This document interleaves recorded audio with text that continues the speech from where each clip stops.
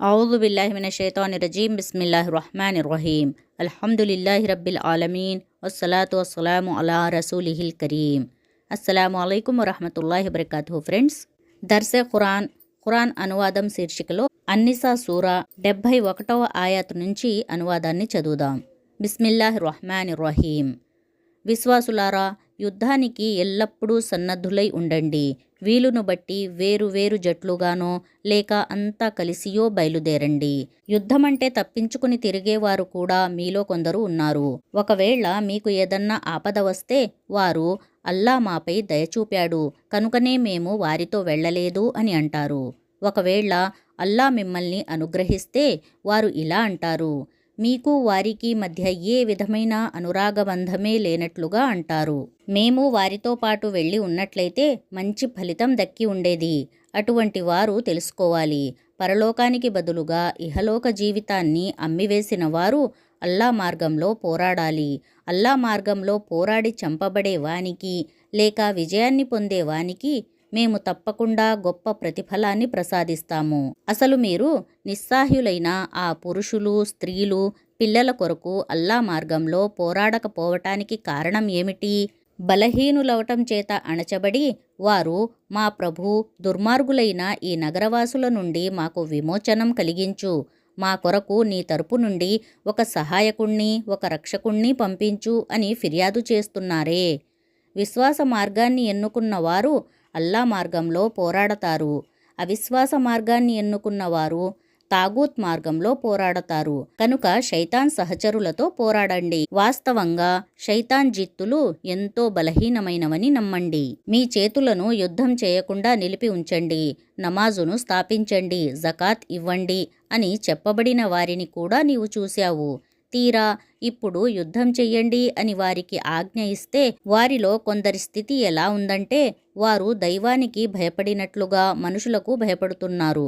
కాదు, అంతకంటే అధికంగానే. ప్రభూ, యుద్ధం చెయ్యండి అనే ఈ ఆజ్ఞను మా కొరకు ఎందుకు వ్రాసిపెట్టావు? మాకు ఇంకా కొంత వ్యవధిని ఎందుకివ్వలేదు అని అంటారు. వారితో ఇలా అను, ఐహిక జీవిత భోగాలు అల్పమైనవి. దైవభక్తి పరాయణుడైన మనిషికి పరలోకమే ఎక్కువ మేలైనది. మీకు రవ్వంత అన్యాయం కూడా జరగదు. ఇక మృత్యువు మీరు ఎక్కడున్నా సరే అది మీకు వచ్చి తీరుతుంది. మీరు ఎంతటి దృఢమైన భవనాలలో ఉన్నా సరే వారికి ఏదైనా లాభం కలిగితే ఇది అల్లా తరపు నుండి వచ్చింది అని అంటారు. ఒకవేళ ఏదైనా నష్టం కలిగితే ప్రవక్త, ఇది నీ వల్ల జరిగింది అని అంటారు. అంతా అల్లా తరపు నుండే జరిగింది అని వారికి చెప్పు. అసలు వారికి ఏమయ్యింది? వారు ఏ విషయాన్ని అర్థం చేసుకోరు. మనిషి, నీకు ఏ మేలు కలిగినా అల్లా కరుణ వల్లనే కలుగుతుంది. నీకు ఏ కీడు కలిగినా అది నీవు స్వయంగా సంపాదించుకున్న దాని ఫలితమే. ముహమ్మద్ సల్లల్లాహు అలైహి వసల్లం, మేము నిన్ను మానవజాతికి సందేశహరుడుగా చేసి పంపాము. దీనికి అల్లా సాక్ష్యం చాలు. ప్రవక్తకు విధేయత చూపినవాడు వాస్తవంగా అల్లాకు విధేయత చూపినట్లే. కానీ ఎవడైతే విముఖుడయ్యాడో అటువంటి వారిపై మేము నిన్ను కావలివానిగా చేసి పంపలేదు. వారు నీ సమక్షంలోనైతే మేము విధేయులం అని అంటారు. కానీ నీ వద్ద నుండి వెళ్ళిన తరువాత వారిలోని ఒక వర్గం వారు రాత్రివేళ్ల సమావేశమై నీ మాటలకు వ్యతిరేకంగా సంప్రదింపులు జరుపుతారు. వారి ఈ రహస్యాలోచనలన్నింటినీ అల్లాహ్ వ్రాస్తున్నాడు.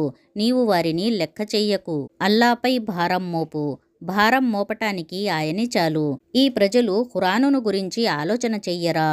ఇది అల్లా తరపు నుండి కాక వేరొకరి తరపు నుండి వచ్చి ఉన్నట్లయితే ఇందులో ఎన్నో పరస్పర విరుద్ధాలైన విషయాలు ఉండేవి. వారు ఎక్కడన్నా ఏదైనా సంతృప్తికరమైన వార్త గాని లేదా భయంకరమైన వార్త గాని విన్నప్పుడు దాన్ని వ్యాపింపచేస్తారు. అలా కాక వారు దానిని ప్రవక్తకు, సంఘంలోని బాధ్యతాయుతులైన తమ పెద్దలకు తెలిపి ఉంటే వారిలో దానిని ఆధారంగా చేసుకుని సరి అయిన నిర్ణయం తీసుకోగలిగే సామర్థ్యం కలవారి దృష్టికి అది వచ్చి ఉండేది. మీపై గనక అల్లా అనుగ్రహం, కారుణ్యం లేకపోయినట్లయితే మీ బలహీనతలు ఎలాంటివంటే, మీలో ఎవరో కొద్దిమంది తప్ప మీరందరూ శైతానును అనుసరించి ఉండేవారు.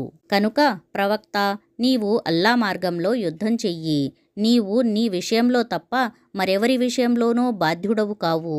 అయితే విశ్వాసులను యుద్ధం చెయ్యండి అని ప్రేరేపించు. అల్లా అవిశ్వాసుల శక్తిని అణచవచ్చు. అల్లా శక్తి అందరి శక్తి కంటే ఎంతో అధికమైనది. ఆయన శిక్ష అన్ని శిక్షల కంటే తీవ్రమైనది. మంచి విషయం నిమిత్తం సిఫారసు చేసే వానికి అందులో భాగం లభిస్తుంది. చెడు విషయం నిమిత్తం సిఫారసు చేసేవానికి అందులో భాగం లభిస్తుంది.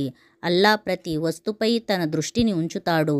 మీకు ఎవరైనా గౌరవ భావంతో సలాము చేస్తే అతనికి మీరు అంతకంటే ఉత్తమమైన పద్ధతిలో ప్రతిసలాము చెయ్యండి, లేదా కనీసం అదే విధంగానైనా చెయ్యండి. అల్లా ప్రతి దానికి లెక్క తీసుకుంటున్నాడు. అల్లాహ్, ఆయన తప్ప వేరే దైవం లేడు. ఆయన మీ అందరినీ ప్రళయదినం నాడు సమావేశపరుస్తాడు. అది రావడంలో ఏ మాత్రం సందేహం లేదు. అల్లా మాట కంటే మరెవరి మాట నిజం కాగలదు? మీకు ఏమైంది? మీ మధ్య కపటులను గురించి 2 అభిప్రాయాలు ఉన్నాయి. వాస్తవానికి వారు సంపాదించుకున్న దుష్కర్మల ఫలితంగానే అల్లా వారిని వెనక్కు అంటే పూర్వపు స్థితికి మరల్చాడు. అల్లా మార్గం చూపని వానికి మీరు మార్గం చూపదలచారా? వాస్తవంగా అల్లా అపమార్గం పట్టించిన వాని కొరకు మీరు ఏ మార్గాన్ని కనుగొనలేరు.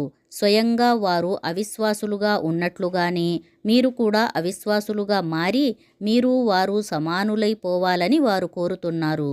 కనుక అల్లా మార్గంలో వారు హిజ్రత్ అంటే వలస చెయ్యనంత వరకు వారిలో ఎవ్వరినీ మీరు మీ మిత్రులుగా ఎన్నుకోకండి.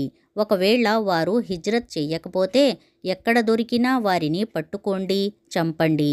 వారిలో ఎవరినీ మీ మిత్రులుగా సహాయకులుగా చేసుకోకండి. అయితే మీతో ఒప్పందం చేసుకున్న జాతితో కలిసిపోయిన కపటులకు ఈ ఉత్తరువు నుండి మినహాయింపు ఉంది. అదేవిధంగా మీ వద్దకు వచ్చి యుద్ధం పట్ల విముఖత వ్యక్తం చేసి మీతో గాని లేక స్వజాతి వారితో గాని యుద్ధం చెయ్యటానికి సమ్మతించని కపటులకు కూడా ఈ మినహాయింపు వర్తిస్తుంది. అల్లా గనక సంకల్పించి ఉంటే వారికి మీపై ఆధిక్యాన్ని ఇచ్చి ఉండేవాడు. నిశ్చయంగా వారు మీతో పోరాడి ఉండేవారే. కాబట్టి వారు మీ నుండి వైదొలిగితే, యుద్ధం చేయటం మానివేస్తే, సంధి కొరకు శాంతి కొరకు చేయి చాపితే అప్పుడు వారిపై దాడి చేయటానికి అల్లా మీ కొరకు ఏ కారణాన్ని వదలలేదు. మరొక రకం కపటులను మీరు చూస్తారు. వారు మీతోనూ తమ జాతి వారితోనూ శాంతియుతంగా ఉండాలని కోరుకుంటారు. కానీ ఎప్పుడైనా అల్లకల్లోల పరిస్థితి ఏర్పడినప్పుడు అదును చూసి వారు అందులోకి దూకుతారు. అలాంటి వారు మీతో పోరాడటం మానుకోకపోతే, సంధి కొరకు శాంతి కొరకు చేయి చాపకపోతే, తమ చేతులను ఆపి ఉంచకపోతే అప్పుడు వారిని ఎక్కడ దొరికితే అక్కడ పట్టుకోండి, సంహరించండి. వారితో యుద్ధం చేయటానికి మేము మీకు స్పష్టమైన అధికారం ఇచ్చాము. పొరపాటుగా తప్ప ఒక విశ్వాసి మరొక విశ్వాసిని చంపటం తగని పని. ఒక విశ్వాసిని పొరపాటుగా చంపినవాడు దానికి పరిహారంగా ఒక ముస్లిము బానిసకు విముక్తి కలిగించాలి. ఇంకా హతుని వారసులకు రక్త పరిహారాన్ని అతడు చెల్లించాలి. వారు దాన్ని క్షమించి రద్దు చేస్తే తప్ప. కానీ ఆ ముస్లిము హతుడు మీ శత్రుజాతికి చెందినవాడైతే దానికి పరిహారం ఒక ముస్లిము బానిసకు విముక్తి కలిగించటం. ఒకవేళ అతడు మీతో ఒడంబడిక చేసుకున్న ముస్లిమేతర జాతికి చెందినవాడైతే అతని వారసులకు రక్త పరిహారాన్ని చెల్లించాలి. ఇంకా ఒక ముస్లిము బానిసను విడుదల చెయ్యాలి. బానిస దొరకని వారు వరుసగా 2 మాసాలు ఉపవాసం ఉండాలి. ఈ అపరాధానికి గాను అల్లాహ్ ముందు పశ్చాత్తాపపడే పద్ధతి ఇదే. అల్లా అన్నీ తెలిసినవాడు, అత్యంత వివేకవంతుడును. ఇక బుద్ధిపూర్వకంగా ఒక విశ్వాసిని చంపేవానికి ప్రతిఫలం నరకం. అందులో అతడు సదా ఉంటాడు. అతనిపై అల్లాహ్ ఆగ్రహం, శాపం అవతరిస్తాయి.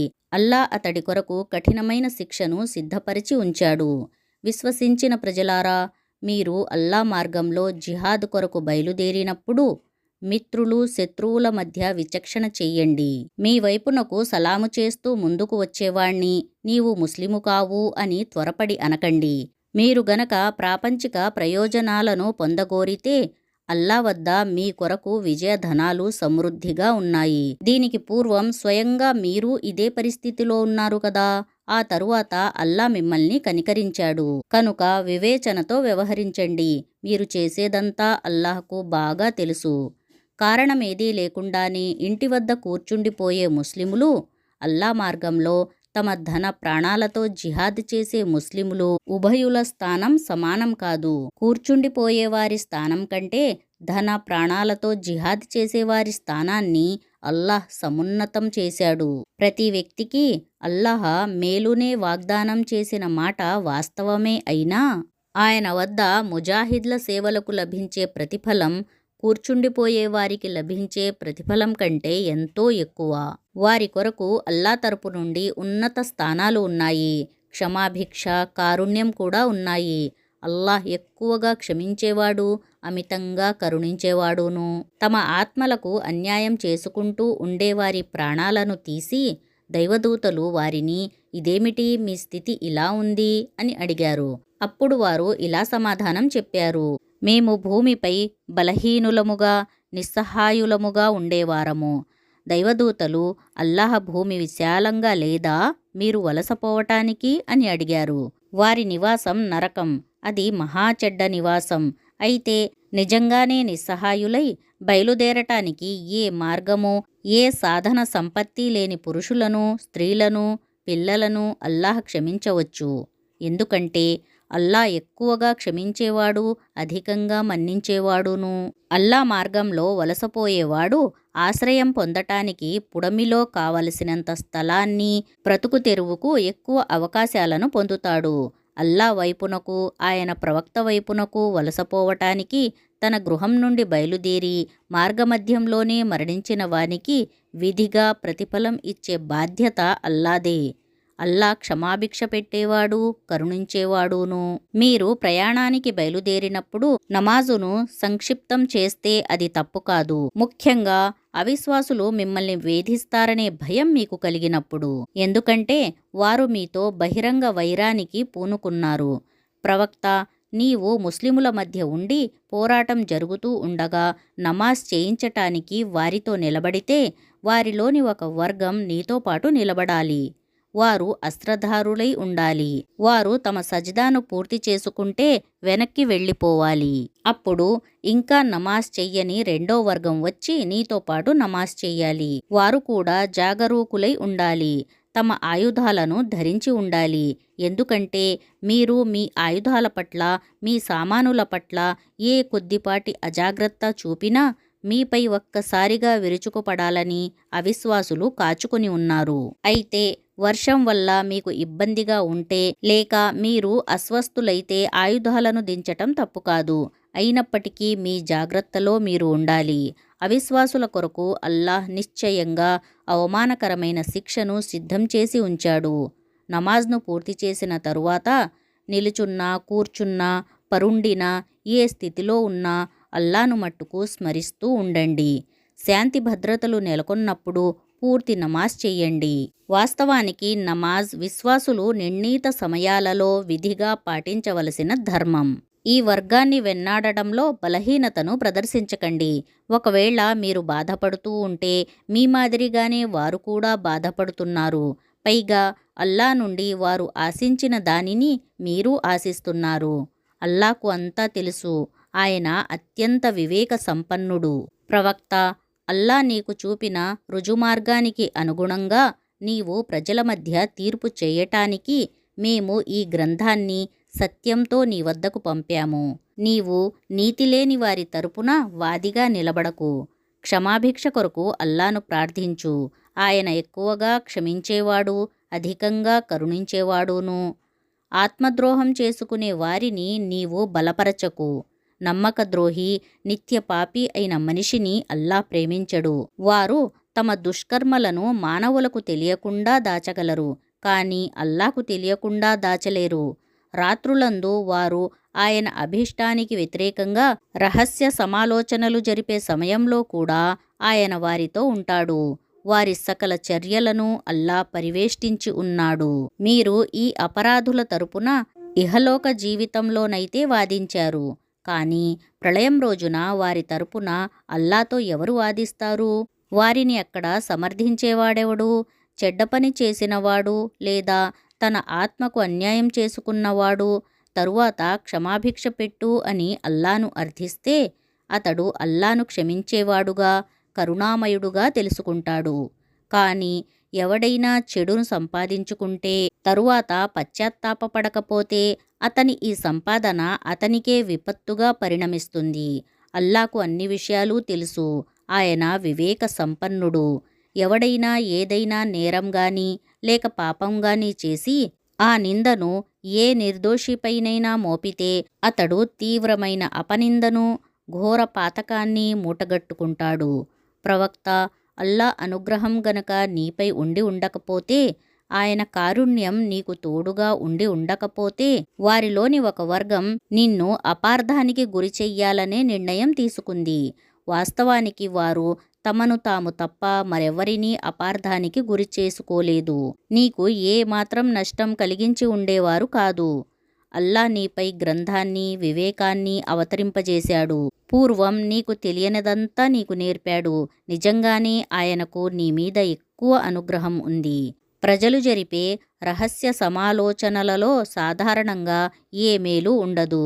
కానీ ఎవరైనా రహస్యంగా దానధర్మాలు చెయ్యండి అని బోధిస్తే, లేక ఏదైనా సత్కార్యం కొరకు లేదా ప్రజల వ్యవహారాలను చక్కబరిచే ఉద్దేశంతో ఎవరితోనైనా ఏదైనా రహస్యం చెబితే అది మంచి విషయమే. ఎవరైనా అల్లా సంతోషం కొరకు ఈ విధంగా చేస్తే మేము వారికి గొప్ప ప్రతిఫలాన్ని ప్రసాదిస్తాము.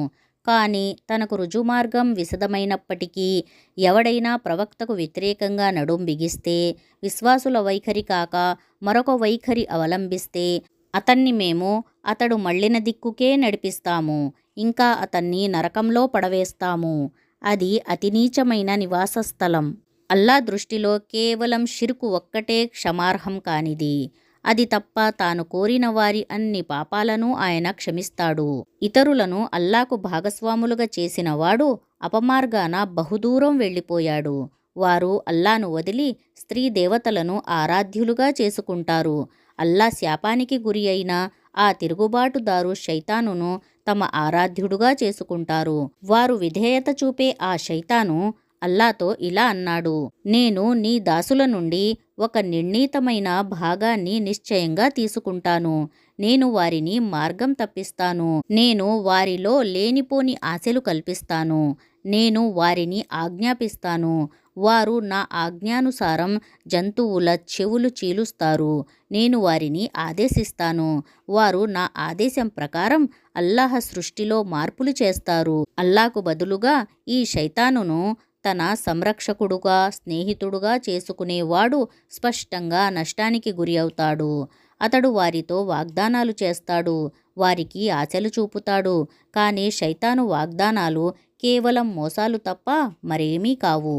ఇటువంటి ప్రజల నివాసం నరకం. దాని నుండి తప్పించుకోవటానికి వారికి ఏ మార్గమూ లభించదు. ఇక విశ్వసించి మంచి పనులు చేసే వారిని మేము క్రింద కాలువలు ప్రవహించే ఉద్యానవనాలలో ప్రవేశపెడతాము. వారు అక్కడ శాశ్వతంగా ఉంటారు. అల్లా చేసిన ఈ వాగ్దానం నిజమైనది. అల్లా కంటే ఎక్కువ సత్యవంతుడెవరు? అంతిమ ఫలితం మీ కోరికలపై గాని లేక గ్రంథ ప్రజల కోరికలపై గాని ఆధారపడి లేదు. దుర్మార్గం చేసినవాడు దాని ఫలితం అనుభవిస్తాడు. అల్లాకు వ్యతిరేకంగా తనను సమర్థించేవాణ్ణి గాని తనకు సహాయం చేసేవాణ్ణి గాని అతడు పొందలేడు. మంచి పనులు చేసేవారు పురుషులైనా స్త్రీలైనా వారు గనక విశ్వాసులైతే స్వర్గంలో ప్రవేశిస్తారు. వారికి రవ్వంత అన్యాయం కూడా జరగదు. అల్లాకు తనను తాను సమర్పించుకున్నవాడు, సత్ప్రవర్తన కలవాడు, అల్లా తన మిత్రునిగా ఎన్నుకున్న ఇబ్రాహీం అలైహిస్సలాం విధానాన్ని ఏకాగ్ర మనసుతో అనుసరించేవాడు అయిన వ్యక్తి జీవన విధానం కంటే మేలైనది మరెవరిది కాగలుగుతుంది? ఆకాశాలలో భూమిలో ఉన్నదంతా అల్లాదే. అల్లా ప్రతి వస్తును పరివేష్టించి ఉన్నాడు. ప్రజలు నిన్ను స్త్రీల వ్యవహారంలో ధార్మిక తీర్పు అంటే ఫత్వా ఏమిటో అడుగుతున్నారు. వారితో ఇలా చెప్పు: వారి విషయంలో అల్లా మీకు ధార్మిక తీర్పు ఇస్తున్నాడు. దానితో పాటు పూర్వం నుండి మీకు ఈ గ్రంథంలో వినిపించబడుతూ వచ్చిన ఉత్తర్వులను కూడా జ్ఞాపకం చేస్తున్నాడు. అంటే మీరు హక్కులను నెరవేర్చని, మీరు వివాహం చేయని అనాథ బాలికలకు, అంటే దురాశతో స్వయంగా మీరే వారిని వివాహం చేసుకోదలిచారు, సంబంధించిన ఉత్తర్వులు, ఇంకా బలహీనులు, నిస్సహాయులు అయిన పిల్లలకు సంబంధించిన ఉత్తర్వులు, అనాథులతో న్యాయంగా వ్యవహరించండి అని అల్లా మీకు ఆజ్ఞాపిస్తున్నాడు. మీరు ఏ మంచి పని చేసినా అది అల్లాకు తెలియకుండా ఉండదు. ఒక స్త్రీ తనను భర్త నిరాదరించి వేధిస్తాడేమో అని, లేదా విముఖుడై ఈసడించుకుంటాడేమో అని భయపడితే, భార్యాభర్తలిరువురూ పరస్పరం ఇచ్చిపుచ్చుకునే ధోరణిలో సర్దుబాటు చేసుకోవడంలో దోషం లేదు. ఏమైనప్పటికీ సర్దుబాటే అన్ని విధాలా ఉత్తమమైనది. మనస్సులు సంకుచిత భావాల వైపునకు త్వరగా మొగ్గుతాయి. అయితే మీరు ఉదార బుద్ధితో వ్యవహరిస్తే, భయభక్తులతో మెలిగితే అల్లాకు మీ ఈ ప్రవర్తన తెలియకుండా ఉండదని నమ్మండి. భార్యల మధ్య పూర్తి న్యాయం చేయటం మీ శక్తికి మించిన పని. మీరు ఎంత కోరినా దీనిని సాధించలేరు. కనుక ఒక భార్య వైపునకు ఎక్కువగా మొగ్గి మరొకామెను డోలాయమన స్థితిలో పడవేయకండి. అప్పుడు దైవశాసనం యొక్క ఉద్దేశం పూర్తవుతుంది. మీరు మీ ప్రవర్తనను సరిచేసుకుని అల్లాకు భయపడుతూ ఉంటే అల్లా క్షమించేవాడు, కరుణించేవాడును. కానీ ఒకవేళ దంపతులు పరస్పరం విడిపోవటమే జరిగితే, అప్పుడు అల్లా తన అపారమైన శక్తి ద్వారా వారికి ఒకరి అవసరం మరొకరికి లేకుండా చేస్తాడు. అల్లా అనంతమైన వనరులు కలవాడు. ఆయన వివేకవంతుడు, అన్నీ తెలిసినవాడును. ఆకాశాలలో భూమిలో ఉన్నదంతా అల్లాహదే. అల్లాహకు భయపడుతూ ప్రవర్తించండి అని మీకు పూర్వం మేము గ్రంథం ఇచ్చిన వారికి ఉపదేశించాము. ఇప్పుడు మీకు ఉపదేశిస్తున్నాము. ఒకవేళ మీరు నిరాకరిస్తే నిరాకరించండి. భూమ్యాకాశాలలో ఉన్న సమస్త వస్తువులకు యజమాని అల్లాహయే. ఆయన అక్కరలేనివాడు, ప్రతి స్తోత్రానికి అర్హుడు. అవును, అల్లాయే యజమాని. ఆకాశాలలో ఉన్న సమస్తానికి, భూమిలో ఉన్న సర్వానికి, కార్యసాఫల్యానికి ఆయనే చాలు. ఆయన సంకల్పిస్తే మిమ్మల్ని తొలగించి మీ స్థానంలోకి ఇతరులను తీసుకురాగలడు. ఆయన దీనిని చెయ్యగల సర్వశక్తిమంతుడు. కేవలం ఇహలోక ఫలాన్నే కోరే వ్యక్తి అల్లా వద్ద ఇహలోక ఫలము ఉన్నదని, పరలోక ఫలము ఉన్నదని తెలుసుకోవాలి. అల్లా అన్నీ వింటాడు, అన్నీ చూస్తాడు. విశ్వసించిన ప్రజలారా, న్యాయ ధ్వజవాహకులుగా నిలబడండి. అల్లా కొరకు సాక్షులుగా ఉండండి. మీ న్యాయం, మీ సాక్ష్యం మీకు, మీ తల్లిదండ్రులకు, మీ బంధువులకు ఎంత హాని కలిగించినా సరే, కక్షిదారులు భాగ్యవంతులైనా నిరుపేదలైనా అల్లా వారి శ్రేయస్సును మీకంటే ఎక్కువగా కాంక్షిస్తాడు. కనుక మీ మనోవాంఛలను అనుసరిస్తూ న్యాయం నుండి వైదొలగకండి. మీరు గనక సాక్ష్యాన్ని వక్రీకరిస్తే, న్యాయాన్ని దాటవేస్తే బాగా తెలుసుకోండి, మీరు చేసేదంతా అల్లాకు తెలుసు అని. విశ్వసించిన ప్రజలారా, అల్లాహను, ఆయన ప్రవక్తను, ఆయన తన ప్రవక్తపై అవతరింపచేసిన గ్రంథాన్ని, ఇంకా ఆయన దీనికి పూర్వం అవతరింపచేసిన ప్రతి గ్రంథాన్ని విశ్వసించండి. అల్లాను, ఆయన దూతలను, ఆయన గ్రంథాలను, ఆయన ప్రవక్తలను, అంతిమ దినాన్ని తిరస్కరించిన వాడు నిశ్చయంగా మార్గం తప్పి అపమార్గంలో పడి చాలా దూరం పోయాడు. ఇక విశ్వసించి తరువాత తిరస్కరించి, మళ్ళీ విశ్వసించి, మళ్ళీ తిరస్కరించి, ఆ తిరస్కారంలోనే పురోగమించే వారిని అల్లా సుతరాము క్షమించడు. వారికి ఎన్నటికీ రుజుమార్గం చూపడు. విశ్వాసులను త్రోసిరాజని, అవిశ్వాసులను తమ మిత్రులుగా చేసుకునే కపటులకు వ్యధాభరితమైన శిక్ష సిద్ధంగా ఉందనే శుభవార్తను వినిపించండి. వీరు గౌరవం పొందే ఆశతోనా వారి వద్దకు పోయేది? వాస్తవంగా గౌరవం అంతా పూర్తిగా అల్లాకు మాత్రమే చెందుతుంది. అల్లా ఈ గ్రంథంలో మీకు ఇదివరకే ఈ ఉత్తర్వు ఇచ్చి ఉన్నాడు. అల్లా ఆయాతులకు వ్యతిరేకంగా తిరస్కార వచనాలు వాగటాన్ని, వాటిని పరిహసించటాన్ని మీరు విన్నట్లయితే, ప్రజలు వేరే విషయాన్ని ప్రారంభించనంత వరకు మీరు అక్కడ కూర్చోరాదు. ఇప్పుడు మీరు గనక అలా చేస్తే మీరు వారిలాంటి వారే. అల్లా కపటులను, అవిశ్వాసులను నరకంలో ఒకచోట పోగు చెయ్యబోతున్నాడనే విషయం నిశ్చయమని తెలుసుకోండి. ఈ కపటులు మీ విషయంలో నిరీక్షిస్తున్నారు, గాలి ఎటు వీస్తుందో అని. అల్లా తరపు నుండి విజయం గనక మిమ్మల్ని వరిస్తే మీ వద్దకు వచ్చి వారు మేము మీతో ఉండలేదా అని అంటారు. ఒకవేళ అవిశ్వాసులదే పైచెయ్యి అయితే వారితో మీకు వ్యతిరేకంగా పోరాడే శక్తి మాకు లేదా అయినప్పటికీ మేము మిమ్మల్ని ముస్లింల బారి నుండి కాపాడాము అని అంటారు. మీ ఉభయుల వ్యవహారాన్ని అల్లాహ్ ప్రళయం నాడు పరిష్కరిస్తాడు. ఆ పరిష్కారంలో ముస్లిములపై విజయం పొందే ఏ మార్గాన్ని అవిశ్వాసులకు అల్లాహ్ వదలడు. అల్లాహ్ మనందరికీ సత్యాన్ని తెలుసుకునే భాగ్యాన్ని కలగజేయుగాక. ఆమీన్ యా రబ్బుల్ ఆలమీన్. జజాకుముల్లాహు ఖైరన్ కసీరా. అస్సలాము అలైకుం వరహ్మతుల్లాహి వబరకాతుహు.